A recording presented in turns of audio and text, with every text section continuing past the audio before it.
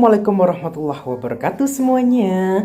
Kembali lagi di channel Gading Rusa. Sebelum mulai jangan lupa klik like, comment, share, dan subscribe channel Gading Rusa di bahasa karena penting dan gratis. Jadi jangan lupa kalian baik terus klik like, comment, share, dan subscribe channel Gading Rusa di bahasa karena penting dan gratis. Kali ini kita akan masuk lagi di segmen yang paling kalian sukai dan tunggu-tunggu. Apalagi kalau bukan Rarus Ramadan Gading Rusa. Nah, di sini backgroundnya agak beda ya. Kita ganti set background ya. Nah, jadi di video kali ini, Gading Rusa mau menyampaikan berita sedih ya, bahwa ini merupakan episode Rarus terakhir di tahun 2024 ya. Sekaligus ini menutup perjumpaan kita di Ramadan 2024 ya. Semoga kita bisa bertemu lagi dengan Ramadan tahun-tahun berikutnya dan bertemu dengan Rarus tahun-tahun berikutnya. Amin ya rabbal alamin ya. Pasti Rarus semua pecinta Rarus sedih ya karena harus berpisah dengan Rarus. Ini episode terakhir teman-teman. Di episode kali ini spesial episode terakhir, penutupan adalah penutupan terbaik. Ya, maka kita akan kasih penutupan terbaik gitu ya di channel Gading Rusa gitu. Nah, kalau kalian ikutin Rarus dari awal episode di 2024 kemarin, jadi Rarus tahun ini kita membahas tentang Rasul Ulul Azmi ya. Nah, kalau kita tahu kan kemarin Gading Rusa sudah jelaskan Rasul Ulul Azmi itu ada 4 ya. Nah, sesuai dengan pertemuan kita 4 kali Rarus ya. Rarus pertama kita sudah membahas tentang Nabi Nuh alaihissalam. Rarus kedua kita sudah membahas tentang Nabi Musa alaihissalam. Dan Rarus kemarin yang terakhir yang ketiga kita sudah membahas tentang Nabi Isa alaihissalam. Dan yang terakhir Rarus keempat sekaligus menutup Rarus tahun 2024 atau 1445 Hijriah, kita akan spesial membahas tentang Nabi besar junjungan kita Nabi Muhammad SAW. Ini Rarus terakhir di 2024 ya. Ini udah Gading Rusa siapkan materinya. Sebenarnya udah tak siapkan materinya. Dan bagi kalian yang mau menyanggah atau berkomentar atau menambahkan materinya, silakan kalian langsung aja ditulis di kolom komentar di bawah ya. Oke, di sini Gading Rusa akan sedikit terangkumkan kisah mengenai Nabi Muhammad SAW ya. Sebagian besar umat muslim sudah mengetahui bagaimana kisah Nabi Muhammad beserta mukjizatnya. Cerita kehidupan ini bukan hanya sekedar cerita saja, melainkan menjadi panutan untuk menerapkannya dalam kehidupan. Mengingat bahwa sangat banyak sifat baik darinya. Ya. Nah, sekarang kita akan mulai bahas kisah Nabi Muhammad dari lahir sampai wafat. Umat Islam sudah sering memperingati Maulid Nabi sebagai peringatan hari lahir Nabi Muhammad. Bagaimana kisah perjalanan hidupnya sampai wafat banyak memberikan pelajaran meskipun tidak selalu mudah dan bahagia. Rasulullah tetap mendapatkan tantangan dan cobaan dari Allah. Ya. Nah, di bawah ini kita akan membahas kisah Nabi Muhammad dari kelahirannya dulu ya. Jadi inilah kelahiran Nabi Muhammad. Oke. Nabi Muhammad lahir di Mekah pada hari Senin 12 Rabiul Awal tahun 571 Masehi. Rasul lahir dari ibu bernama Aminah dan ayahnya bernama Abdullah. Tahun tersebut juga disebut sebagai tahun gajah, yakni tahun ketika pasukan gajah di bawah pimpinan Abraha Habasyah tengah menyerang Ka'bah. Allah pun menghentikan aksi mereka dengan segala kebesarannya. Burung ababil pun datang menjatuhkan batu-batu untuk mendatangkan wabah penyakit. Kisah kelahiran Nabi Muhammad ini ada dalam surat Al-Fil yang memiliki arti tahun gajah. Rasulullah lahir di masa ini dan dibesarkan sebagai anak yatim karena ayahnya Abdullah telah meninggal dunia sebelum usianya genap 3 tahun. Semasa kecilnya akhirnya dibesarkan oleh kakeknya Abdul Muthalib. Pada saat Nabi lahir, seorang ibu bernama Halimah Sa'diyah dengan ikhlas mau menyusui Muhammad meski ASInya sulit keluar. Namun karena keikhlasan Kalimah pun diberi balasan oleh Allah karena setelah itu air ASInya keluar dengan deras ya. Nah, sekarang kita akan bahas masa kecil Nabi Muhammad. Nabi Muhammad dilahirkan dalam keadaan yatim di rumah Abu Thalib. Semasa kecilnya Rasulullah tumbuh dan menjalani kehidupannya seperti pada anak umumnya. Adanya tradisi Quraisy pada zaman dahulu pada hari ke-18 membuat ibunya harus menyembunyikannya di pedalaman. Tradisi Quraisy tersebut membuat Nabi Muhammad tidak bisa merasakan kasih sayang ibunya sampai berumur 8-10 tahun. Hal ini justru membuatnya berada di bawah asuhan Halimatus Sa'diyah selama 3 tahun. Rasulullah menjadi anak yang tanggap, bersikap baik, dan cerdas pada masanya. Sekarang kita akan membahas masa remaja Nabi Muhammad ya. Pada masa remaja, Nabi Muhammad terjaga dari perbuatan merugikan kawan sekitarnya. Sampai suatu ketika Nabi pun bercerita ketika 2 kali duduk saat mendengarkan pesta perkawinan di zaman jahiliyah. Allah justru menutup telinganya sampai tertidur dan terbangun esoknya. Setelah itu aku tidak pernah lagi berniat mengikuti perbuatan buruk. Hadis riwayat Tabrani. Muhammad yang menginjak usia 20 tahun di Mekah yang bertepatan peristiwa Harbul Fijar antara kabilah Quraisy melawan Qais dan Ailan. Nah, sekarang kita akan masuk ke Nabi Muhammad yang menjelang dewasa. Menjelang usia Nabi Muhammad yang dewasa membuatnya semakin menekuni dunia bisnis. Nabi pun berdagang dengan kawan terbaiknya yakni Sa'ib bin Abi Sa'ib. Barulah pada saat berusia 25 tahun Rasulullah menjalin kerjasama bisnis bersama wanita kaya raya yakni Siti Khadijah. Perkenalan Muhammad dengan Khadijah memang berawal dari dunia perniagaan. Perempuan ini biasa membiayai kafilah perdagangan Mekah ke Suriah untuk nanti membagi keuntungan bersama mitranya. Hal ini menjadi alasan bagi mereka berdua dalam melakukan perjalanan dagang tersebut. Oke. Nah, sekarang ke pernikahan Nabi Muhammad dan Khadijah. Banyaknya kegiatan perdagangan yang melibatkan mereka berdua membuat Khadijah merasa kian tertarik. Perempuan ini akhirnya mengutus seorang sahabatnya, Nafisah binti Umayyah, untuk menyampaikan keinginannya yakni melamar Muhammad. Muhammad SAW pun menyampaikan kabar gembira ini kepada paman-pamannya, salah satunya yakni Hamzah bin Abdul Muthalib. Lantas mendatangi rumah Khuwailid bin Asad dengan Muhammad untuk melamar Khadijah. Maka menikahlah mereka berdua ketika Nabi berusia 28 tahun. Nah, sekarang kita masuk ke Nabi Muhammad mendapatkan wahyu pertama sebagai seorang nabi ya. Sebelum menjadi Rasul, Nabi Muhammad sudah mendapatkan beberapa karunia istimewa dari Allah, seperti wajahnya terlihat bersinar dan bersih. Hal ini nyatanya menjadi pertanda kebesaran Allah yang menandakan akan datangnya Nabi terakhir dengan kedudukan tertinggi sampai akhir zaman. Nabi Muhammad mendapatkan sebuah mimpi ketika malaikat Jibril menghampirinya. Rasul pun sedang menyendiri di dalam gua Hira, tepatnya di samping Jabal Nur. Turunlah wahyu pertama yang ia bawakan dari Allah, yakni surat Al-Alaq ayat 1 sampai 5. Nah, sekarang dakwah pertama Nabi Muhammad ya. Nabi Muhammad akhirnya mulai dakwanya secara terang-terangan pada keluarga paling dekat, yaitu kalangan Bani Hashim. Hanya Ali bin Abi Thalib yang mau menerima dan memutuskan untuk beriman kepada Allah. Sementara itu Abu Thalib ikut melindungi Rasul saat berdakwah. Dakwah secara terang-terangan ini selalu mendapatkan pertentangan oleh kaum Quraisy. Bahkan beberapa orang menuduh Nabi Muhammad gila dan melemparkan kotoran ke tubuh Nabi. Abu Jahal dan Abu Lahab sebagai pamannya bahkan juga ikut menentang Rasul selama berdakwah. Nah, sekarang kita masuk seperti apa sih pertentangan dari kaum kafir Quraisy itu ya. Bersama dengan kaum kafir Quraisy lainnya, Abu Jahal dan Abu Lahab menentang dakwah Rasulullah. Keduanya bahkan sempat mengintimidasi pengikutnya agar meninggalkan Nabi. Mereka khawatir jika ajaran dari Muhammad hanya bisa merusak agama nenek moyang, yakni menyembah berhala. Banyak dari kaum Quraisy yang mencoba segala cara untuk membunuh Nabi Muhammad. Mereka juga memberikan uang tebusan pada Abu Thalib agar membiarkan Rasul wafat. Rencana pembunuhan ini pun sering melibatkan orang luar agar tidak memecahkan perang saudara. Nah, sekarang kita masuk ke perintah berzakat di zaman Rasulullah. Memasuki zaman Rasulullah SAW, tepatnya di tahun pertama di Madinah, Nabi dan sahabatnya serta kaum muhajirin masih menghadapi usaha untuk tetap bertahan hidup. Hal ini karena tidak semua dari mereka merupakan orang berkecukupan kecuali Utsman bin Affan.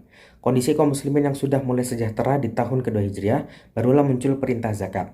Nabi Muhammad akhirnya langsung mengutus Mu'adz bin Jabal untuk menjadi qadli di Yaman. Rasul pun memberikan nasihat kepadanya agar menyampaikan pada ahli kitab tentang hal ini. Lalu kita akan masuk ke perintah kurban di masa Rasulullah. Nabi Muhammad melaksanakan perintah kurban ketika sedang melakukan haji wada di Mina. Saat itu Rasulullah menyembelih sebanyak 100 ekor unta. Beliau melaksanakannya sendiri pada 63 ekor, sementara sisanya ia serahkan kepada Ali bin Abi Thalib. Penyembelihan ini Nabi Muhammad lakukan setelah melaksanakan sholat Idul Adha. Perintah ini pun sudah ada dalam surat Al-Hajj ayat 36 mengenai jenis hewan yang bisa umat muslim jadikan sebagai kurban. Sebagai umat muslim juga harus mengetahui cara menyembelih dan tujuannya. Nah, sekarang kita masuk ke part tersedih, yaitu part wafatnya Nabi Muhammad.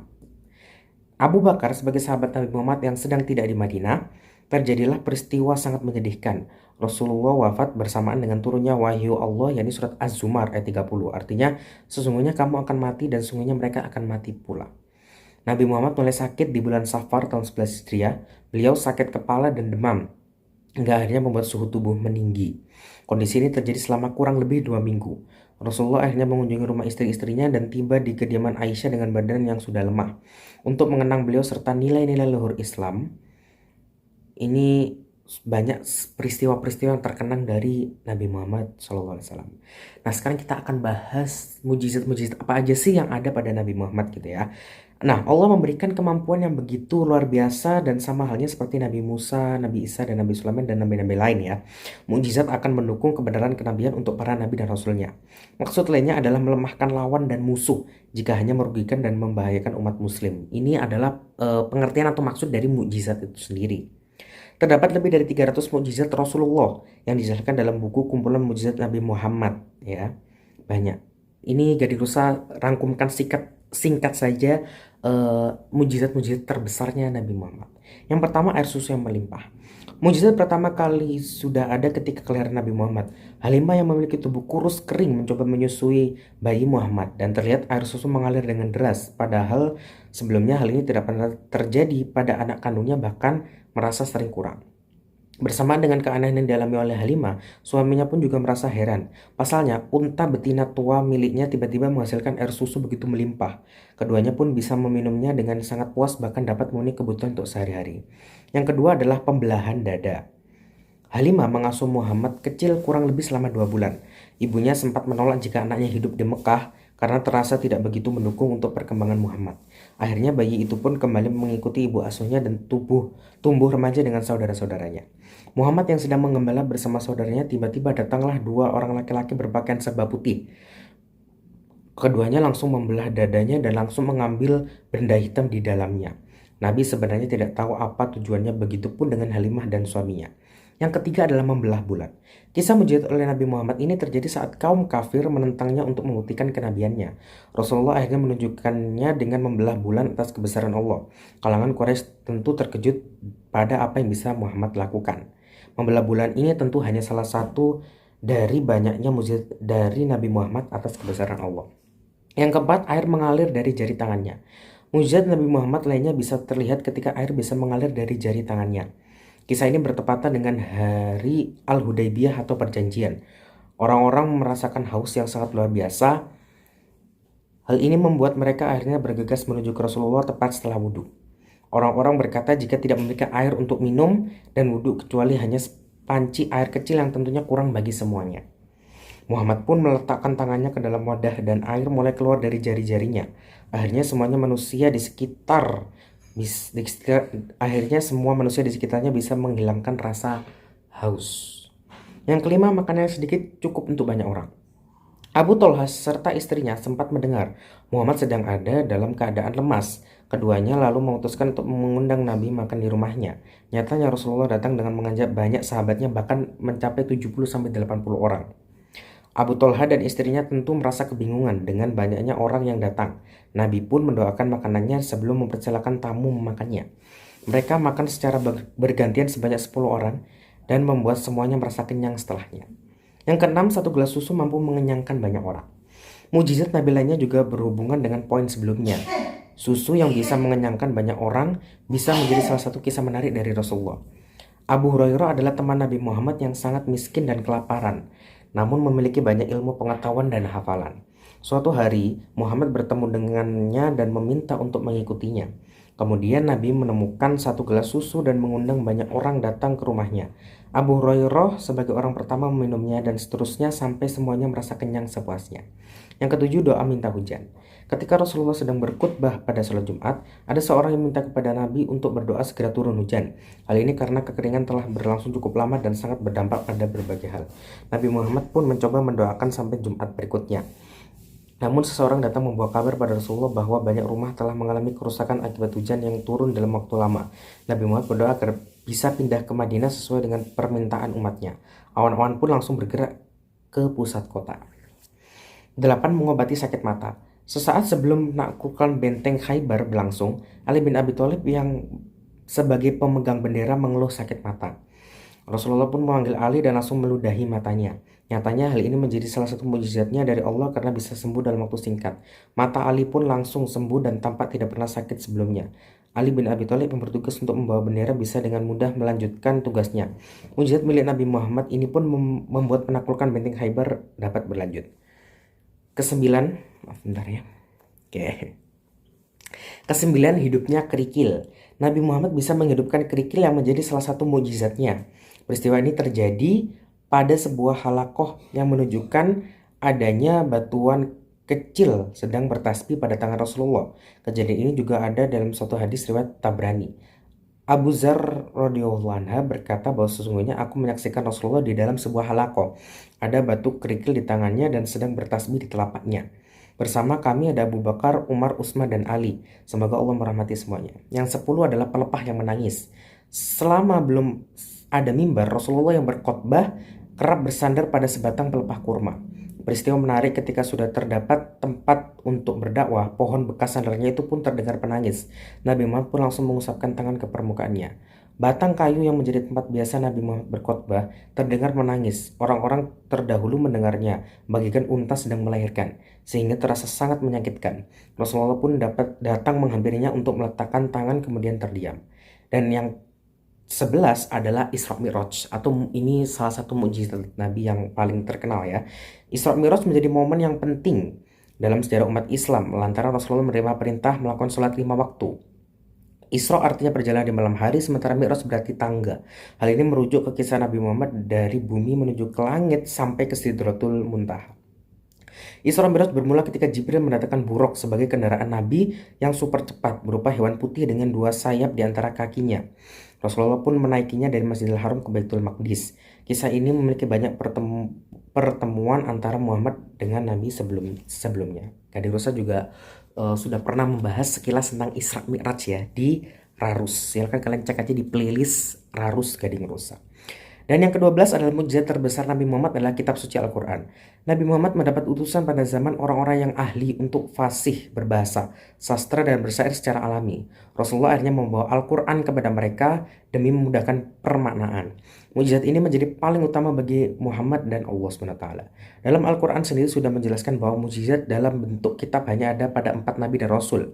Keempatnya adalah Nabi Musa, Nabi Daud, Nabi Isa, dan Nabi Muhammad. Al-Quran menjadi paling terakhir dan abadi sepanjang zaman, sementara sebelumnya tidak berlaku ke masa berikutnya. Ada banyak pelajaran menarik di dalam kisah Nabi Muhammad yang bisa kita jadikan tauladan, tidak hanya Rasulullah saja, tapi banyak juga Nabi dan Rasul lainnya yang memiliki perjalanan hidup yang menginspirasi, belum lagi dengan berbagai mukjizat-mukjizatnya. Jadi kita sudah dengar, Masya Allah, itu tadi adalah mukjizat-mukjizat Nabi yang sangat terkenal ya, apalagi mukjizat terbesarnya adalah Al-Quran gitu ya. Dan salah satu mukjizat Nabi yang sangat terkenal adalah Isra Mi'raj. Nah, Nabi Muhammad dikenal akan kebaikan hatinya. Beliau juga dikenal karena sifatnya lemah lembut, baik dari segi perbuatan maupun perkataan. Nabi Muhammad juga dikenal karena keluasan hati beliau dalam memaafkan. Beliau tak pernah membalas orang-orang yang berbuat jahat dengan kejahatan ya. Itulah keteladanan yang bisa diambil dari Nabi Muhammad SAW. Jadi kita sudah mendengarkan kisah Nabi Muhammad dari mulai lahir sampai ke masa remaja, dewasa, perjalanan Nabi sampai mendapatkan wahyu pertama, wahyu kedua, berdakwah, melawan kaum kafir Quraisy, sampai perintah-perintah Islamik, sampai Islam jaya, dan beberapa mukjizat Nabi dan keteladanan Nabi ya. Semoga kita bisa mengambil banyak sekali contoh dari teladan kita Nabi besar Muhammad SAW ya. Jadi terima kasih sudah nonton video Rarus kali ini. Jangan lupa kalian klik like, comment, dan subscribe, dan aktif loncengnya agar kalian tahu pemberitaan terbaru. Dan sampai jumpa di Rarus tahun 2025. Terima kasih dan wassalamualaikum warahmatullahi wabarakatuh.